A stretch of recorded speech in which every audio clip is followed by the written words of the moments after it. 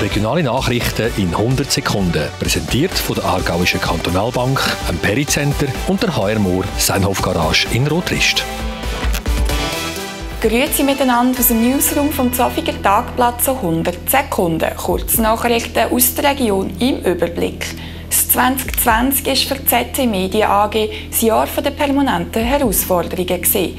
Wegen der Pandemie hat das Zofiger Medienunternehmen, das unter anderem das Zofiger Tagblatt herausgibt, massive Umsatzeinbussen hinnehmen.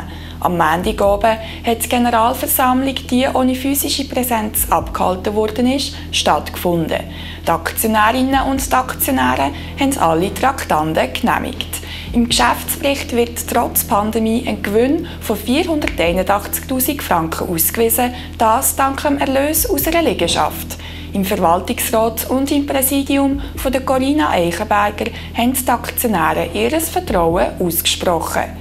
Die Schülerinnen und Schüler von der Kante Zofingen haben in den vergangenen Monaten neue digitale Inhalte für den Aarelandweg erstellt. Das im Rahmen eines gemeinsamen Projekts mit dem Verein Aareland. Am späteren Montagnachmittag haben sie ihr Projekt an der Aarewoog in Arbig bei einer Infotafel vom Aarelandweg vorgestellt. Durch QR-Codes, die an den Tafeln angemacht sind, bekommt man Zugang zu Audiogeschichten oder kurzen Dokumentarfilmen. Im Oftriger Gasthof Bad Lauterbach, besser bekannt als Luthertätsch, kehrt wieder Leben ein. Nach dem kurzen Gastspiel vom Sternenkoch Daniel Pittet versucht jetzt das erfahrene Wirtepaar Michaela und Martin Welti ihr Glück.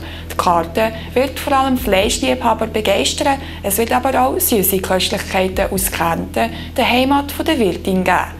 Zum Neustart bekommt der Luthertätsch auch einen neuen Namen. Er heisst jetzt Wirtshaus zum kurzen Peppi.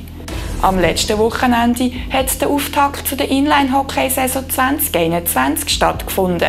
In der Nationalliga A greift der IHC Rotrist erst am Samstag ins Geschehen ein. Das Team vom Trainer Stefan Siglist, das ambitioniert wie und je ist, wird auch in dieser Saison im Kampf um den Meistertitel ein Wörtchen mitreden.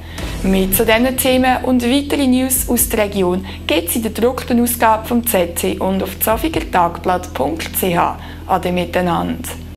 Informiert in 100 Sekunden. Aktuelle regionale Nachrichten direkt aus dem ZT Newsroom ist Ihnen präsentiert worden. Von der Aargauischen Kantonalbank am richtigen Ort, vom Pericenter, alles da in Aarburg-Oftringen und der HR Mohr Seinhof Garage in Rotrist. Ihre Ford-Vertretung kompetent und sympathisch.